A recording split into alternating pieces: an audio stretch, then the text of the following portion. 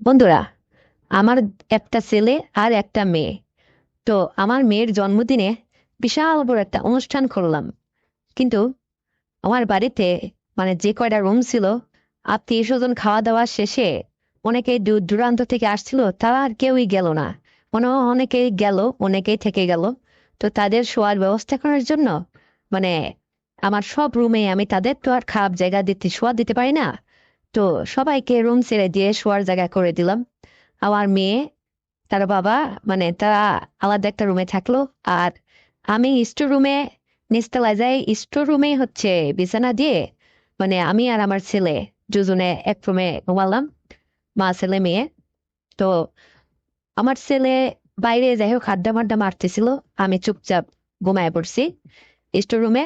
এখন ওর আব্বু আমাকে বলছিল যে তুমি যাই করো না করো, স্টোর রুমে ঘুমাও না, অন্তত এই ফ্লোরের উপর তলায় মেঝেতে হলেও একটু ঘুমাও।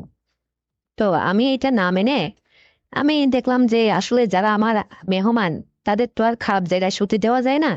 তাদেরই আমি সব খাট বিছানা রুম ছেড়ে দিয়ে আমি আসলে স্টোর রুমে যেয়ে মানে শোয়ার ব্যবস্থা করলাম। কিন্তু আমাদের স্টোর রুমটা এতটা নোংরা ছিল না, মোটামুটি বেশ ভালোই ছিল। তাই ওখানে শোয়ার ব্যবস্থা করলাম। আর আমার ছেলেটা আমাকে বললো, জামু মানে স্টোর রুমেই না হয় তুমিও ঘুমাও আমিও ঘুমাই। তাই বললাম ঠিক আছে বাবা, কোনো সমস্যা নেই, তুমি বাইরের থেকে ঘুরি ঘাড়া তোমার বন্ধু বান্ধব তাদেরকে বিদায় আদায় করে দিয়ে তুমি এসে এখানে শুয়ে পড়ো। তাই বলে আমি একটু দরজা মেলাই দিয়ে আমি নিজে ঘুমায় পড়লাম। তো যাই হোক, তখন প্রায় রাত 12টা বা 12:30 বাজে এরকম একটা সময়। তখন আমার ছেলেটা কখন আসছে আমি তাও জানি না। আমি সারাদিন মেহমানদারি করে আমি ক্লান্ত ছিলাম। তো স্বাস্থ্য বাস্থ্য ভালো মোটা সোটা মানুষ, আমি ওই ফ্যান ছেড়ে দিয়ে আরামে রিল্যাক্সে একটু ঘুমাচ্ছিলাম। কখন যে ঘুমায় গেছে আমি নিজেও জানি না। কিন্তু অর্ধেক রাতে হঠাৎ আমি ঘুমের মাতালে খুবই যেন আমি অস্থির, কষ্ট হচ্ছে আমার। কিন্তু ভাবলাম যে কিরে, এরকম হচ্ছে কেন, আমার এইরকম। তারপরে আমি একটু নড়ে চড়ে ঘুরে শুতে যাই, দেখি আমার উপরে ভারী কিছু একটা চেপে আছে। তো এইটা অনুভব করে মানে ঘরের মধ্যে, রুমের মধ্যে বাতিটাও নেবানো ছিল, লাইটটা বন্ধ ছিল, আর যা অনুমান করতে পারিনি। তারপর হঠাৎ মনে হলো যে আমার ছেলেটা তো আমার পাশেই শোয়ার কথা, কিন্তু কই ও নেই। আর আমার এইটা এরকম ভার ভাল লাগছে কেন এতটা, আমার যেন দম বন্ধ হয়ে আসছে, এরকম একটা ভাব লাগতে লাগলো। তারপরে আমি যাই হোক ধাক্কা দিয়ে খুব চাপাচাপি করে হাত দিয়ে সরাই দেওয়ার চেষ্টা করলাম, কিন্তু তবুও দেখি সরে না। তো হঠাৎ একটা হাত এসে যেন আমার মুখ চেপে ধরলো। তা আমি এইটি অনুভব করি কি ব্যাপার, আমার মুখটা আবার চেপে ধরে গেল। তো এখন এইটা অনুভব করতে যাই, দেখি যে ওদিকেও কামসারা সেট করে ভিতরে গেঁথে দিচ্ছে। তো এইটা আমি আসলে পরে যখন ঘুম ভেঙে গেল ভালোভাবে, তখন আমি বুঝতে পারলাম। তখন যাই হোক খুব জোরাজোরি করে সরাই দিলাম। তখন দেখি যে না, আমার ছেলেই তো আসলে ও ঘুমের মাতাল, আমি ঘুমায় রয়েছি, সে এসে আমাকে এইভাবে ইয়ে করতেছে। তো আমি তাকে বললাম যে তুমি তুমি এটা করতেছে কেন। আর তখন বলতেছে যে আম্মু, আমি তোমার মুখ চেপে ধরছি এই জন্য যাতে তুমি চিল্লায় বা কাউকে কোনো কিছু না বলো। এই জন্য তোমার মুখে হাত দিয়ে আমি রাখছিলাম যে ঘুমের ঘুমের ঘরে যদি তুমি উঠে পড়ো। তখন বলতেছে যে কি অবস্থা তোমার, কত দূর। তো তখনও হেসে দিয়ে বলছে যে যা হওয়ার হয়ে গেছে, শেষ। আমি অনেকক্ষণ ধরেই তো চলতেছি, তুমি ইয়া তো ঘুমাইতে পারো, আর তুমি এইভাবে ঘুমাইলে কিচ্ছু টের পাও না। এটা আসলে আমি আজকে বুঝলাম। মানে আমি অনেক কিছু করে ফেলছি কিন্তু তুমি কিছুই টের পাও নাই। তখন আমি শুনি অবাক, কি ব্যাপারে, ও বলে কি, আসলে কি সত্যি নাকি? তো পরে আমি কিছুক্ষণ পরে ওর কথা শুনে আমি একটু কেমন যেন একটা অবাক হয়ে গেলাম, ওর অবাক দৃষ্টিতে তাকায় রলাম ওর দিকে। তারপর আমি বলতেছি যে মুখটা ছাড়ো, তুমি কোনো কিছু, আমি কাউকে কিছু বলবো না, তুমি না আমার ছেলে, তো তোমার কথা আমি কি কাউকে বলি? যাই হোক, আমার কাছে কেমন যেন একটা ব্যথা বা অসহ্যকর মনে হচ্ছিল, আর কেমন যেন আমার মধ্যে একটা বিরক্তকর লাগতেছিল।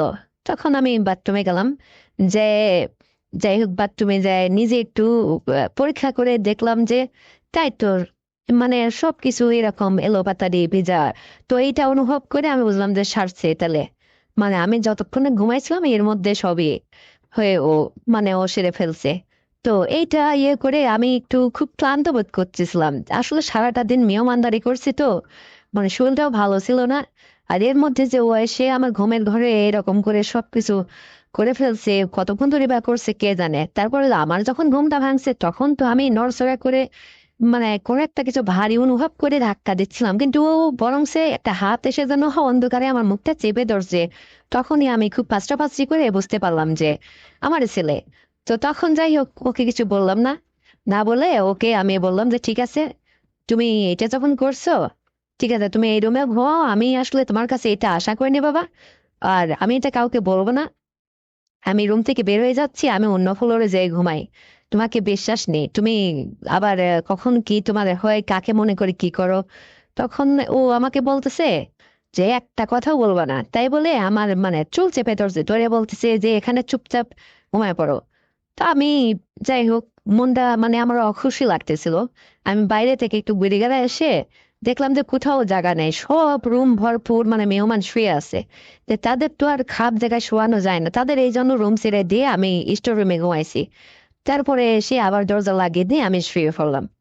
এখন এও প্রায় রাত শেষের দিকে, তখনও আমি আবার ক্লান্ত শরীর তো ঘুমায় পড়ছি, তখনও দেখি ওই একই অবস্থা, মানে ধুমসে চলতেছে। তখন আমি বুঝতে পেরে আমি কি আর কিছু বলতেছি না, যে যা হয় হোক গা, তো মানে ছেলে তো আর থেকেও না। তো কিছু না বলে আমারও খুব ভালো লাগতেছিল। অনেক সময় পরে সে দেখি যে সেই বা কত পারে, মানে এক সময় ওর সবকিছু শেষ হয়ে গেল, পরে আমাকে বলতেছে জাম্মু এখন তো সবারই মেহমানদারি করতে হবে, উঠে পড়ো। তো যাই হোক, একদম শেষ রাত্রে শুভ সাদিকের আগে আমি উঠে পড়লাম, উঠে ওকে সাথে করে বললাম যে ঠিক আছে, তাহলে মেহমানদারি করতে হলে তোমারও করতে হবে, তোমারও মেহমান আছে আমারও মেহমান আছে, চলো মা ছেলে দুজনে গোসল সেরে নিয়ে তারপরে সবাইকে আবার নাস্তা টাস্তা বানিয়ে খেতে দিই। তো তারপরে থেকে বন্ধুরা মানে আমার ছেলে যেন একটা অভ্যাসে পরিণত হয়ে গেল, লজ্জা ভয় ভেঙে গেল। তখনও মাঝে মধ্যেই এরকম করতো, মানে আমাকে ডেকে মানে আমার যেন বাধ্য করতো, ব্ল্যাকমেইল করার মতো, মানে খুবই চেষ্টা করে দিনের পর দিন এইভাবে ও একটা সাত রেগালো করতো। বলে যে আম্মু তুমি কোনোদিন আমাকে বিয়ে শাদীর কথা বলে টলো না, মানে এভাবে আমি যে মানে একটা ইন্টারেস্ট মজা পেয়েছি এটা থেকে আমাকে বঞ্চিত করো না, দিনের পর দিন যেন তুমি আমাকে এ বিষয়ে একটু হেল্প করবা।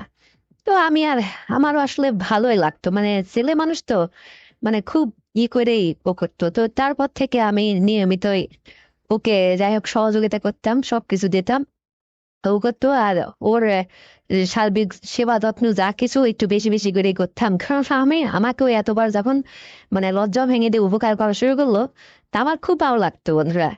তারপর থেকে যেন কেউ এটা মাইন্ডও করে না, নিজের ছেলে।